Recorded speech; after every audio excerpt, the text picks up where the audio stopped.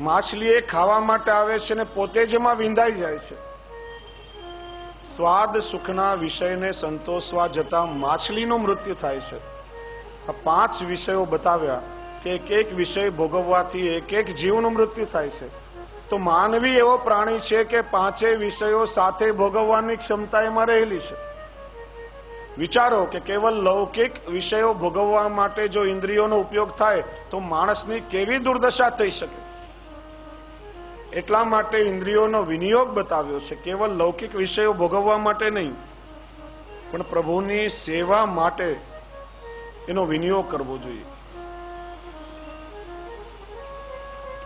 હવે 9મા શ્લોકમાં શ્રી મહાપ્રભુજી આપણને આજ્ઞા કરે છે. અહીંયા સુધી ધૈર્યનું સ્વરૂપ આપણને બતાવ્યું કે આ રીતે આવો ભાવ વિચારી દરેક દુઃખમાં વૈષ્ણવોએ ધૈર્ય ધારણ કરવું. અશક્ય હરિરેવાસ્તિ સર્વમાશ્રયતો ભવેત એતદ સહન મત્રોક્તમ આશ્રયો તો નિરૂપ્યતે.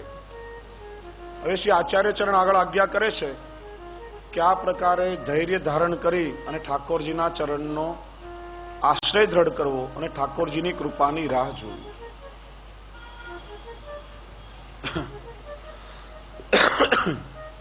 વૈષ્ણવો, શ્રી મહાપ્રભુજી સમજાવે છે વિવેક અને ધૈર્ય જીવ સાધ્ય છે, પણ આ જ પ્રકારે વિવેક રાખી ધૈર્ય ધારણ કરી અને ઠાકોરજીની સેવામાં તમે નિત્ય પ્રવૃત્ત રહેશો તો ઠાકોરજીની કૃપાથી તમારો આશ્રય સિદ્ધ થઈ જશે. આશ્રય છે ઠાકોરજીની કૃપા સાધ્ય છે. વિવેક છોડી દેશો, ધૈર્ય છૂટી જશે અને તમે વિચારશો કે હું આશ્રય કરું, પણ આશ્રય જીવકૃત સાધ્ય નથી, ભગવત કૃપાથી સાધ્ય થાય છે. એટલા માટે શ્રી મહાપ્રભુજીએ ક્રમથી બધા મૂક્યા છે. સૌથી પહેલા વિવેક, પછી ધૈર્ય અને ત્યાર પછી ભગવત કૃપાથી આશ્રય સિદ્ધ થશે. શ્રી મહાપ્રભુજી આશ્રયની ભૂમિકા આપણને સમજાવે છે કે આ વિવેક અને ધૈર્ય જે શ્રી મહાપ્રભુજી આજ્ઞા કરી અને વિવેક અને ધૈર્યને આપણે જો ગુમાવી દઈએ અને એવી પરિસ્થિતિમાં આપણા અપરાધોનો ભાર આપણે સહન ન કરી શકીએ ત્યારે આપણા મનમાં એનો વલોપાત થયા કરે છે. ઘણી વખત એવું થાય છે કે જીવ વિવેક ચૂકી જાય, આગળ આપણને ભારપૂર્વક ધારણ કરવાની આજ્ઞા તો શ્રી મહાપ્રભુજીએ કરી છે, પણ જો શ્રી મહાપ્રભુજી કેટલા બધા કૃપાળુ છે. આપણને દરેક પરિસ્થિતિમાં જીવવાનો માર્ગ શ્રી મહાપ્રભુજી બતાવે છે. માનવીના જીવનમાં કોઈ પણ પ્રકારની પરિસ્થિતિ ગમે ત્યારે આવી શકે છે અને જીવનમાં આવનારી દરેક પરિસ્થિતિમાં જીવવાનો માર્ગ શ્રી મહાપ્રભુજી આપણને સમજાવે છે. આગળ વિવેક અને ધૈર્ય ધારણ કરવાની આજ્ઞા કરી, પણ અહીંયા આજ્ઞા કરે છે કે કોઈ પણ પ્રકારે વિવેક અને ધૈર્ય જો આપણે ચૂકી જઈએ, ઘણી વખત વિવેક ચૂકી પણ જવાય છે, કારણ કે જીવા સ્વભાવ તો દુષ્ટ, જે સ્વભાવગત દોષ આપણી અંદર રહેલો છે એ સ્વભાવગત દોષના કારણે આપણું સ્વરૂપ ભૂલી અને વિવેક અને ધૈર્ય ક્યારેક ચૂકી પણ જવાય. એવા સમયમાં આપણને પછી મનમાં નિરંતર વલ્લોપાત પણ રહ્યા કરે છે. સત્સંગી વૈષ્ણવ હોય, સમજદાર વૈષ્ણવ હોય તો તરત જ પોતાના અપરાધનું ભાન પણ એને થઈ જતું હોય છે. કદાચ જીવનમાં ધૈર્ય ચૂકી ગયા અને ક્રોધ આવી ગયો, વિવેક ચૂકી ગયા અને બીજાનો દોષ વૈષ્ણવથી થઈ ગયો, તો એ વસ્તુનું જ્ઞાન થવાથી મનમાં વલ્લોપાત પણ થયા કરે છે, દુઃખ થાય છે. અરે રે, મારાથી આવું કેમ થઈ ગયું? તો આવી પરિસ્થિતિમાં પણ શ્રી મહાપ્રભુજી આજ્ઞા કરે છે કે આવી દરેક સ્થિતિમાં ઠાકોરજીનું ચરણનો આશ્રય એકમાત્ર પુષ્ટિ જીવનું સાધન છે. શ્રી હરિનું ચરણ એ જ મોટું સાધન છે. કારણ કે જીવ ગમે તેવો અપરાધી હોય, પ્રભુ પોતાના ભક્તોને આધીન છે અને પ્રભુનો ભક્ત એ જાણે અજાણે કદાચ કોઈ અપરાધ કરી બેસે તો ઠાકોરજી એવા કૃપાળુ છે કે જીવને ક્યારેય તરછોડતા નથી. ઘણી વખત એવું થાય કે આપણે સ્વયં સ્વતઃ આપણા અપરાધોને ધોઈ ન શકતા હોઈએ. આપણા પોતાના કપડા ઘણી વખત આપણાથી ન ધોવાય તો આપણે ધોબીની મદદ લઈએ છીએ. અને આજકાલ તો પેલું વોશિંગ મશીન આવી ગયું છે, ત્યારથી બધાનું કામ બહુ હળવું થઈ ગયું છે. શરીરને મહેનત કરવાની ટેવ રહી નથી. પણ આપણે જ્યારે આપણા કપડા જાતે ન ધોઈ શકીએ ત્યારે ધોબીની જેમ મદદ લેવી પડે છે. એમ શ્રી મહાપ્રભુજી આપણને સમજાવે છે કે હરિનું શરણ એકમાત્ર સાધન છે અને શ્રી હરિની શરણાગતિ સ્વીકારવાથી આલોક અને પરલોક બંને સુધરી જશે. પાપથી ખરડાયેલું આપણું કાળજું જ્યારે આપણે જાતે સાફ નહીં કરી શકીએ ત્યારે તે સાફ કરવા માટે પ્રભુની મદદ લેવી, તેનું નામ છે આશ્રય. અને આશ્રય દ્રઢ થતા વિવેક અને ધૈર્ય પણ સ્થિર બની જાય છે, અશક્ય સુશક્ય બને છે. આશ્રય એટલે શરણ. શરણના મુખ્ય 3 અર્થ થાય છે. શરણ એટલે ઉપાય, શરણ એટલે ઘર અને શરણ એટલે રક્ષા. કોઈ રોગીને જ્યારે કોઈ પણ દવા અસર ન કરે, રોગ દૂર ન થાય, ત્યારે છેવટે પોકારશે કે હે પ્રભુ, તમે જ હવે કૃપા કરો તો મારાથી દૂર થશે. ડોક્ટર રોગીની દવા કરે અને રોગીનો રોગ દૂર ન થાય ને ડોક્ટરને પણ એવું લાગે કે મારી દવા હવે કામ નથી કરી રહી, ત્યારે છેલ્લી ઘડીએ ડોક્ટર પણ કહેશે કે ભાઈ હવે તો બધું પ્રભુની ઈચ્છાને આધીન છે, તમને બધું ખાવા પીવાની છૂટ, ઠાકોરજી રાખે ત્યાં સુધી તમે રહો. માનવીના જીવનમાં સૌથી છેલ્લી ગતિ છે ઠાકોરજીના ચરણનો આશ્રય. બધેથી હારેલો થાકેલો માનવી છેવટે પ્રભુની શરણાગતિ સ્વીકારે છે. શ્રી મહાપ્રભુજી આજ્ઞા કરે છે કે જીવ જો પહેલેથી જ ભગવાનની શરણાગતિ સ્વીકારી લે તો જીવન જીવવું કેટલું સરળ થઈ પડે. અને એટલા માટે આશ્રય શબ્દનો વિચાર લગભગ દરેક સંપ્રદાયના દરેક આચાર્યોએ કર્યો છે. ભક્તિ માર્ગના જેટલા પણ સંપ્રદાયો છે, આ બધા સંપ્રદાયના આચાર્યોએ ભગવાનની શરણાગતિનો કે પ્રપત્તિનો માર્ગ જ બતાવ્યો છે. કારણ કે માણસ જીવનમાં ઘણી બધી ગતિ કરતો હોય છે અને ક્યારેક માણસની જીવનમાં અધોગતિ પણ થાય છે અને ક્યારેક માણસના જીવનમાં ઉર્ધ્વગતિ પણ થાય છે. પણ આ બધી ગતિમાં સૌથી શ્રેષ્ઠ કોઈ ગતિ હોય તો એ છે ભગવાનની શરણાગતિ. કારણ કે બીજી બધી ગતિઓમાં રેસ લાગતી હોય છે અને જીવનની રેસમાં દોડવામાં ક્યારેક માણસ જીતી પણ જાય છે અને ક્યારેક માણસ હારી પણ જાય છે. અને આ હાર જીતને કારણે સુખ અને દુઃખનો માણસના જીવનમાં સતત ચિંતન ચાલ્યા કરે છે. એટલે શ્રી મહાપ્રભુજી સમજાવે છે કે સૌથી શ્રેષ્ઠ ગતિ એ ભગવાનની શરણાગતિ છે. એટલા માટે પુષ્ટિજીવોએ ઠાકોરજીની બિનશરતી શરણાગતિ સ્વીકારી લેવી જોઈએ. કારણ કે જીવ જ્યારે ભગવાનના શરણમાં આવે છે ત્યારે જે પરિપક્વ અધિકારી બની શકે છે અને ત્યારે જ ઠાકોરજીની કૃપાના સ્વરૂપને સમજી શકે છે. કારણ કે ભગવાન કૃપાળુ છે. ઘણી વખત જીવને સુખ આપીને પણ કૃપા કરે છે અને ઘણી વખત જીવને દુઃખ આપીને પણ કૃપાનો અનુભવ કરે છે. જીવનમાં આવનારા સુખોમાં ભગવાનની કૃપા છે એવું તો દરેક વ્યક્તિ વિચારી શકે. ઠાકોરજીની બહુ કૃપા છે, બધું સારું થઈ રહ્યું છે, બધું જ અનુકૂળ છે. પણ જીવનમાં આવનાર દુઃખો એ પણ ઠાકોરજીની કૃપાનો જ એક ભાગ છે એવું તો કોઈ પરિપક્વ અધિકારી સમજી શકે છે.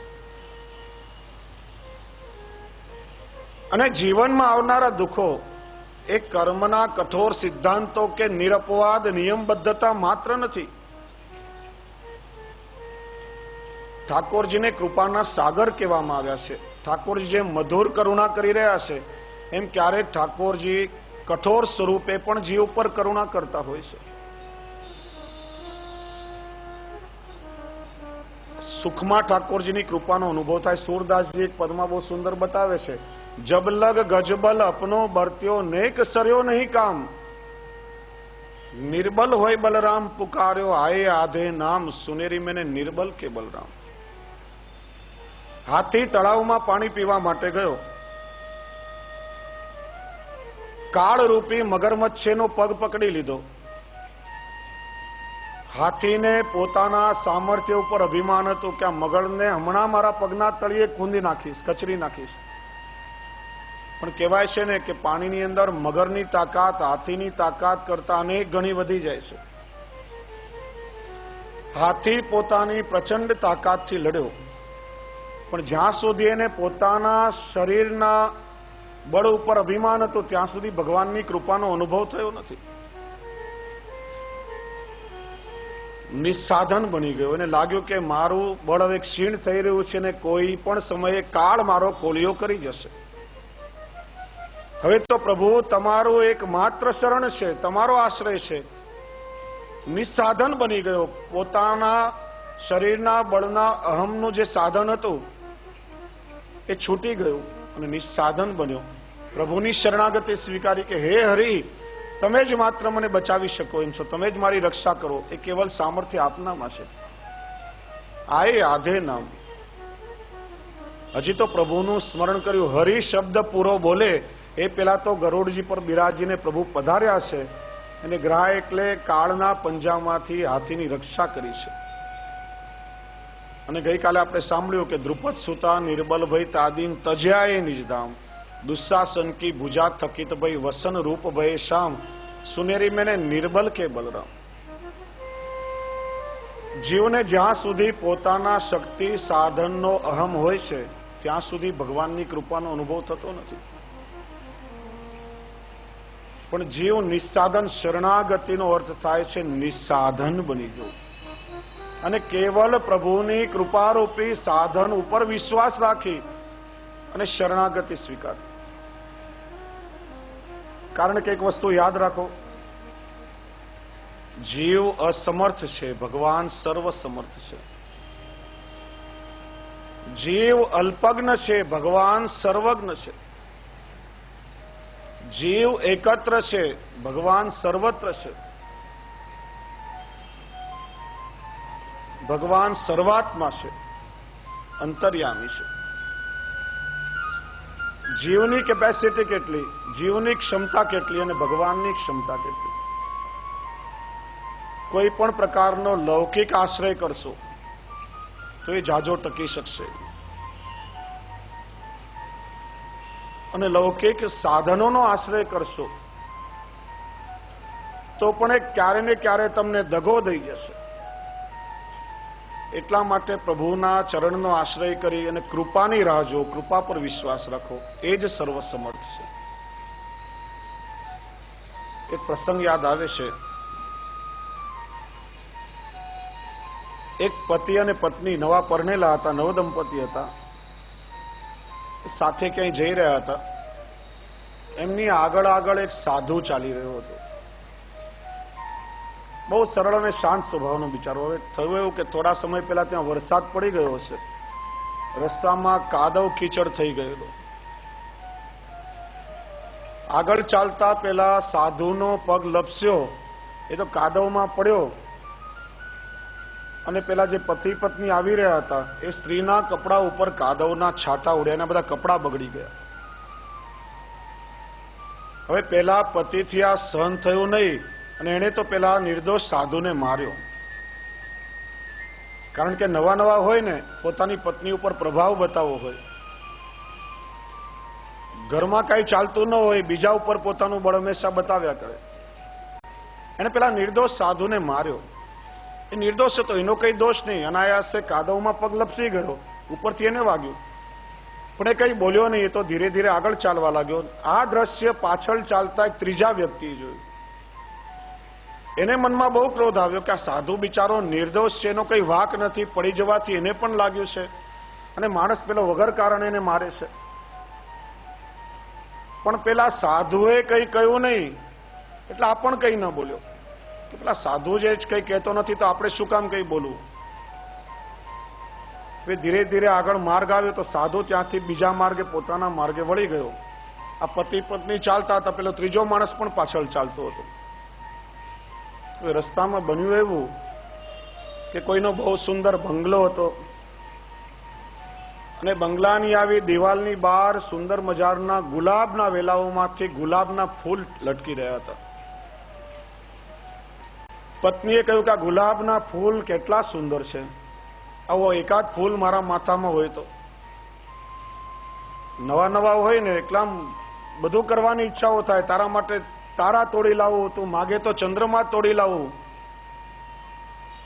કઈ કરવાની તાકાત ભલે ન હોય પણ મનમાં આવું બધું થયા કરે. અરે આ ગુલાબ તને ગમે છે એમાં શું મોટી વાત છે, હમણાં તોડી લાવું તારા માટે. હવે પેલા પત્નીને રાજી કરવા માટે ગુલાબ લેવા પાડ ઉપર ચડ્યો અને પેલી દિવાલ એટલી બધી જીર્ણ થઈ હતી કે આના વજનથી આખી દિવાલ તૂટી. પેલો પડ્યો, દિવાલ એના પગ ઉપર પડીને એના બંને પગના હાડકા ભાંગી ગયા. પાછળ ચાલતો હતો એ માણસ તો એકદમ હેપતાઈ ગયો.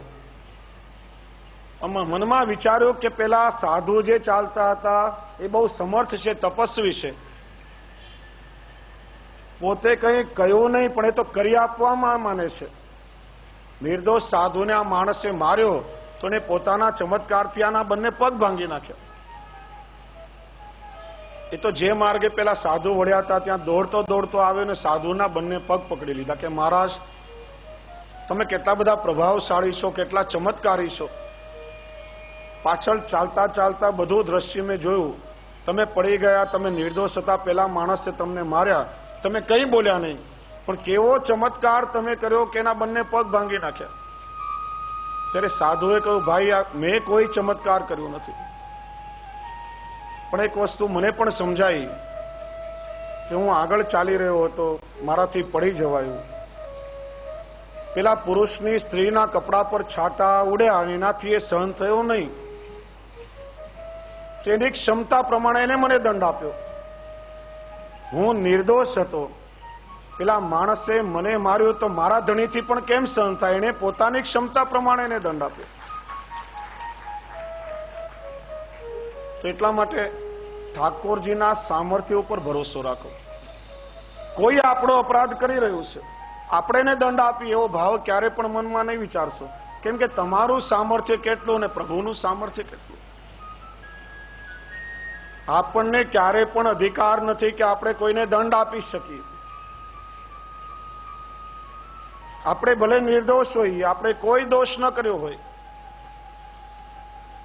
અને આપણને કદાચ કોઈ દંડ આપવાનો પ્રયત્ન કરે તો પણ સામેવાળા વ્યક્તિને દંડ આપવાનો ક્યારે પ્રયત્ન ન કરશો. એ વખતે પણ પ્રભુની શરણાગતિ સ્વીકારો. પ્રભુ સર્વસમર્થ છે અને પોતાના ભક્તો પર આવેલો ત્રાસ પ્રભુ ક્યારે પણ સહન કરતા નથી. આગળ વિસ્તારથી એની ચર્ચા આવશે. એટલે આશ્રયનો અર્થ જ થાય છે ભગવાનની બિનશરતી શરણાગતિ સ્વીકારી. કુરુક્ષેત્રના રણ મેદાનમાં સામે જયારે પોતાના સ્વજનોને જોયા ત્યારે અર્જુનના ગાત્રો શિથિલ થઈ ગયા, ગાંડીવ હાથમાંથી સરકી ગયું.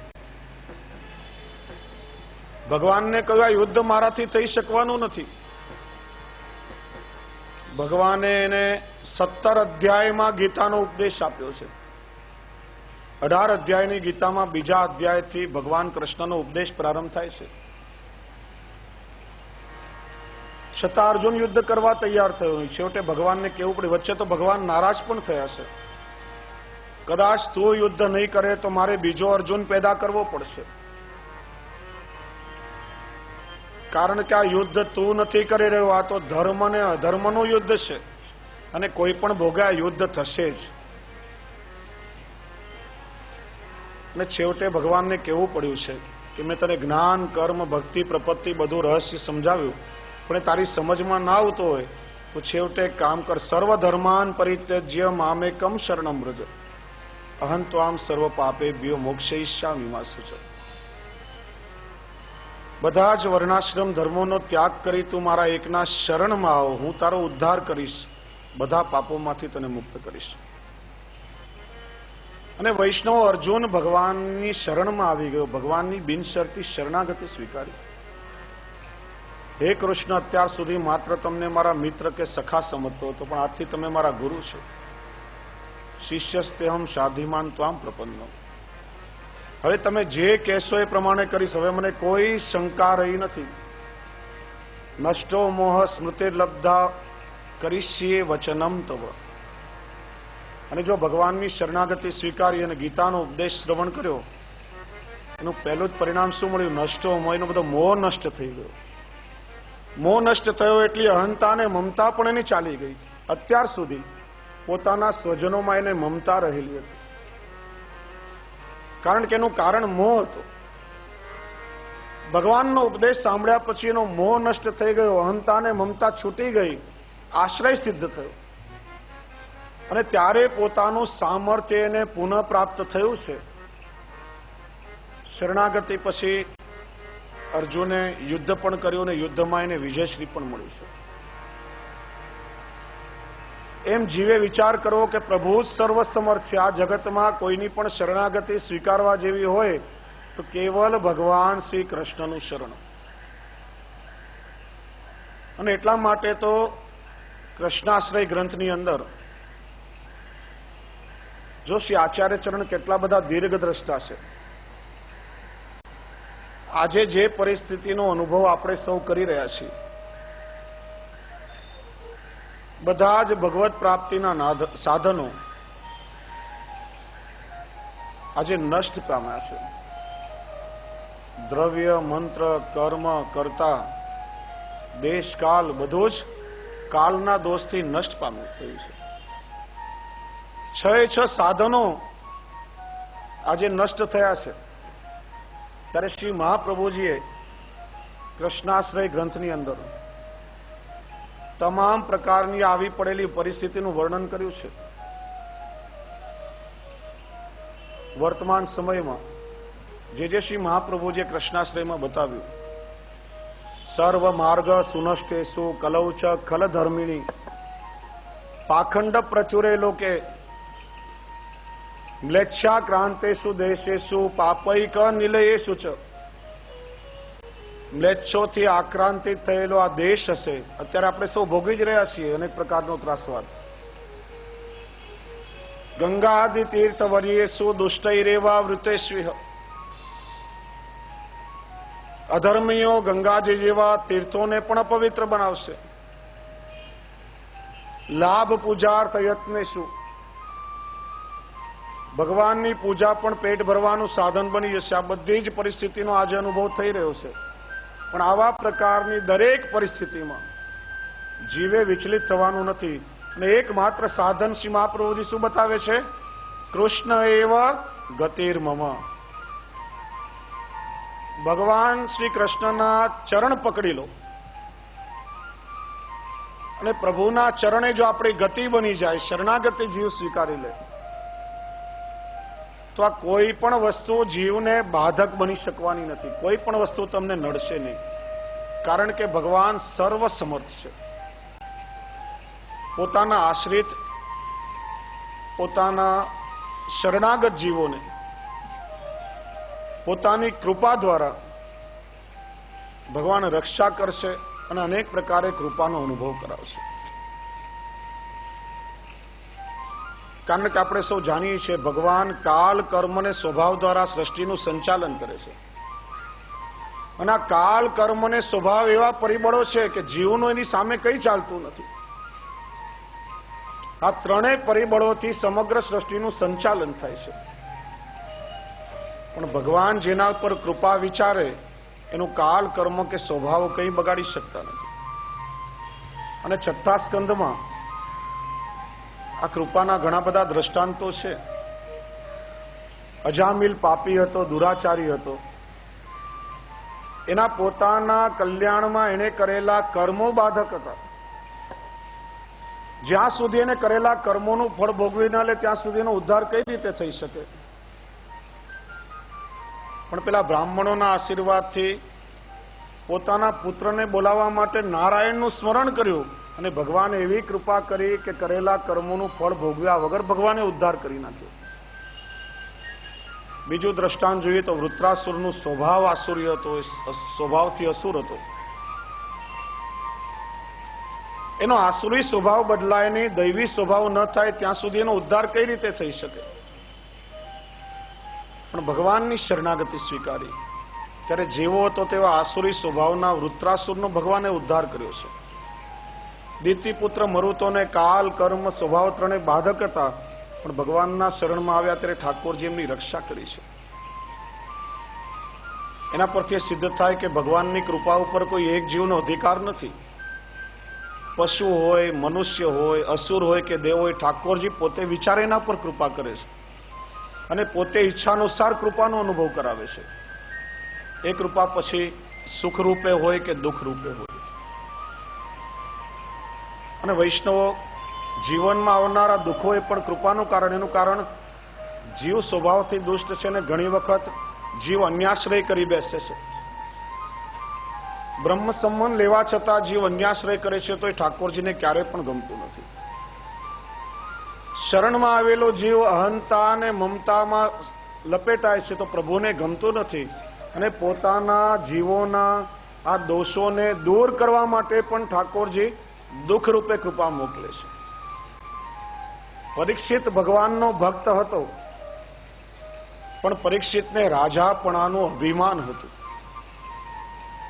સમીક ઋષિના ગળામાં મરેલો સર્પ નાખ્યો અહંકારના કારણે. તો આ અહંકાર ભગવાનને ગમ્યો નહીં. એનો દોષ દૂર કરાવવા માટે ભગવાને ઋષિના પુત્ર પાસે તક્ષક નાગ કરડવાનો એને શ્રાપ પણ અપાવ્યો અને વળી પાછી સુખદેવજી ના મુખથી કથા શ્રવણ કરાવીને પરીક્ષિતનો ભગવાને ઉદ્ધાર પણ કર્યો છે. એટલા માટે જીવનમાં આવનાર દુઃખો પણ ભગવાનની કૃપાનું સ્વરૂપ છે. એટલા માટે શ્રી મહાપ્રભુજી આગળ આજ્ઞા કરે છે 9મા શ્લોકમાં, 10મા શ્લોકમાં, અહીં કે પાર લોકે ચ સર્વથા શરણમ હરિ. હવે આગળ આપણને સમજાવે છે કયા કયા પ્રકારે જીવનમાં શું શું ઘટનાઓ આવે ત્યારે પુષ્ટિજીવે ભગવાનની શરણ ભાવના કરવી. અહીં કે પાર લોકે ચ સર્વથા શરણમ હરિ દુઃખ હાનવ તથા પાપે ભય કામાદ્ય પૂર્ણે. સૌથી પહેલું અહીં કે પાર લોકે છે. આલોક અને પરલોક સંબંધી જે કંઈ પણ સુખ છે કેવલ ભગવાનના ચરણ કમલના આશ્રયથી દ્રઢ થશે. પ્રભુની કૃપાથી આલોકમાં પણ સુખ મળશે અને પરલોક પણ સુધરી જશે. માટે શ્રી મહાપ્રભુજી આજ્ઞા કરે છે કે ભગવત ચરણારવિંદનો આશ્રય છોડી લૌકિક સુખ માટે ગમે ત્યાં ફાફા નહીં મારવા. બીજું શ્રી મહાપ્રભુજી સમજાવે છે દુઃખ હાનવ. પ્રભુના આશ્રયથી સુખ મળે તેમ પ્રભુના આશ્રયથી બધું દુઃખ આપોઆપ દૂર થાય છે. ભક્ત માટે તો ભગવાનની પ્રાપ્તિ એ જ સૌથી મોટામાં મોટું સુખ છે અને ભગવાનથી વિખૂટા પડવું એનાથી મોટું બીજું કોઈ દુઃખ નથી. પ્રભુની કૃપાથી અનાયાસે સુખ મળતું હોય, દુઃખની હાનિ થતી હોય, તેમાં પ્રભુની શરણ ભાવના સેવવી. તથા પાપે, શ્રી આચાર્ય ચરણ સમજાવે છે કે પાપની નિવૃત્તિ અન્ય સાધનોથી સંભવિત નથી. કારણ કે જીવ પાપ એ કર્મ છે અને કર્મના સિદ્ધાંત પ્રમાણે કર્મના ફળ તો જીવે ભોગવવા જ પડે છે. પાપની નિવૃત્તિ કેવલ પ્રભુની શરણાગતિ દ્વારા જ શક્ય બને છે. ઘણીવાર જાણી જોઈને જીવ પાપ કરે છે, ઘણીવાર અજાણતા જીવથી પાપ થાય છે. ભગવાનને ભૂલી જવા એ ભક્તના માટે સૌથી મોટું પાપ છે. ભક્તે તો વિચાર કરવો જોઈએ કે ઠાકોરજીનું સતત સ્મરણ થાય, પ્રભુની સેવા થાય, એનાથી મોટું બીજો કોઈ પુણ્ય નથી. અને ઠાકોરજીનું વિસ્મરણ થવું, પ્રભુને ભૂલી જવા, એ જ મોટામાં મોટું પાપ છે. ભગવાનમાંથી અનન્યતા ગુમાવી એ મોટું પાપ છે. માટે શ્રી મહાપ્રભુજી સમજાવે છે કે ભગવાનમાં વિશ્વાસ રાખો અને દરેક પરિસ્થિતિમાં ભગવાનની શરણ ભાવના વિચારો.